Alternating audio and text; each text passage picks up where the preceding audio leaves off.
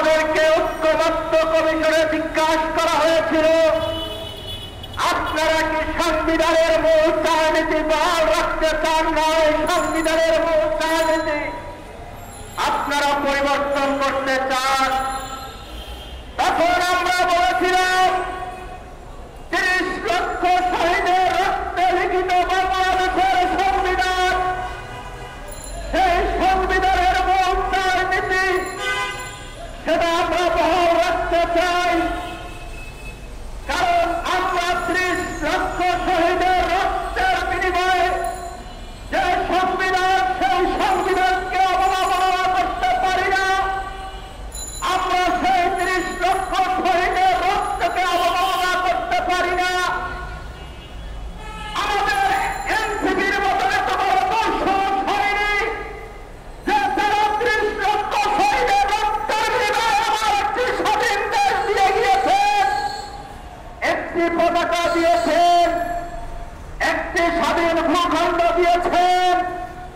সেই ৩০ লক্ষ শহীদের রক্ত উপেক্ষা করে ৩ লক্ষ মা বোনের ইজ্জত সম্মান উপেক্ষা করে এনসিপির মতো বলবে না আমরা সেই সংবিধান মানি না, সেই ভূখণ্ড মানি না, আমরা রাজাকার, সেই কথা আমাদের মুখে বলা সম্ভব নয়। আমরা জাতির কাছে আরো স্পষ্টভাবে বলতে চাই, আমাদের পক্ষে বলা সম্ভব নয় আমরা রাজাকার, আমাদের পক্ষে বলা সম্ভব নয় এই সংবিধান মানি না, আমাদের পক্ষে বলা সম্ভব নয় যে এই সংবিধানে ইসলামী প্রজাতন্ত্র অন্তর্ভুক্ত হোক। কারণ মুক্তিযুদ্ধের সময় এদেশের হিন্দুরা মুক্তিযুদ্ধ করেছেন, এদেশের বৌদ্ধরা মুক্তিযুদ্ধ করেছেন, এদেশের খ্রিস্টানরা মুক্তিযুদ্ধ করেছেন। সেই ৩০ লক্ষ শহীদের রক্তের সাথে জড়িত আছে আদিবাসীদের রক্ত সহ বিভিন্ন ধর্ম বর্ণ জাতির রক্ত। সেই রক্তের সাথে প্রতারণা করা আমাদের পক্ষে সম্ভব নয়। তারপরে ঐক্যমত্য কমিশন আমাদের বারবার চাপাচাপি করে আপনারা সংবিধানের মূল চালনীতি পরিবর্তন করুন। আমরা সেইখানে ভিন্ন মত পোষণ করে আমরা বুঝতে পারলাম তারা মুক্তিযুদ্ধের চেতনার উপর আঘাত করবে, তারা স্বাধীন সার্বভৌমত্বের উপর আঘাত করবে, তারা এদেশে করিডোর দিবে, তারা এদেশে বন্দর দিবে, তারা এদেশে স্টারলিংক আনবেন। তাই আমরা যখন বুঝতে পারলাম আমার স্বাধীনতার সার্বভৌমত্ব আর সুরক্ষিত নয়, তখন আমরা রাস্তার দিকে বললাম আসসালামু আলাইকুম, আমরা ঐক্যমত্য কমিশন মানি না এবং এর পদত্যাগ চাই। ঐক্যমত্য কমিশন বাদ দিন। আমরা দেশে কি দেখলাম, মাঝে মাঝে মত জাস্টিস আমরা দেখছি, কিন্তু কখন কখন আমরা মত জাস্টিস দেখছি সেটা আজকে ব্যাখ্যা করা উচিত। কারণ আমরা মনে করছি এই মত জাস্টিসের উস্কানিদাতা ডক্টর ইউনূস সাহেব। কিভাবে তিনি উস্কানিদাতা?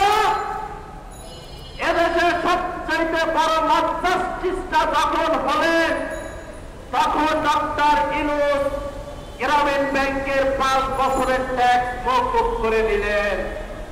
তার মানে কি তিনি কি গ্রামীণ ব্যাংকের ট্যাক্স মওকুফ করবেন সেই কারণে মত জাস্টিস করেছিলেন? তারপরে ধানমন্ডি থেকে যত জায়গায় মত জাস্টিস হয়েছে সেই সময় দেখলাম স্টারলিংকের ব্যবসা, বাংলাদেশে স্টারলিংকের ব্যবসা অনুমোদন দেওয়া হয়েছে। তারপরে যখন মত জাস্টিস দেখলাম তখন আমরা দেখলাম আমার বাংলাদেশে করিডোর দেওয়া হচ্ছে আমাদের জনগণের সাথে আলাপ আলোচনা আলোচনা না করে তারপরে একটি মত হলেন, মত জাস্টিস হলেন। সেই সময় আমরা দেখলাম আমার সমুদ্র বন্দর তিনি বিদেশিদের হাতে তুলে দিতে চাচ্ছেন। তারপরে সর্বশেষ যে মত জাস্টিস দেখলাম, সেই সময় দেখলাম উনি আমার সংবিধানের মূল চার নীতিতে এবং মুক্তিযুদ্ধের চেতনায় আঘাত করছেন। তাহলে আমরা কি সুনির্দিষ্টভাবে বলতে পারি এই মত জাস্টিসের উৎসারিতা ডক্টর ইউনূস সাহেব? যদি সেটাই হয়ে থাকে তাহলে এমনও তো হতে পারে এই দেশে নির্বাচিত কোন সরকার আসলে আমরা ওনাদের কাছেও ডক্টর ইউনূস গঙ্গেরও জিজ্ঞাসাবাদ করতে পারি যে সেই সময় আপনারা কেন পরিকল্পিতভাবে মত জাস্টিস করেছিলেন। সংগ্রামী সহযোদ্ধা বন্ধুগণ, আমরা যে এই ডক্টর ইউনূস গঙ্গের কেন পদত্যাগ চাচ্ছি, আমরা দেখেছি শেখ হাসিনার কর্মচারী 15 বছরে 400 কোটি টাকার মালিক হয়েছিলেন, আর ডক্টর ইউনূস গঙ্গের কর্মচারীরা 15 বছর তো দূরের কথা 15 মাস কামাইলেন 400 কোটি টাকা তৈরি করছে।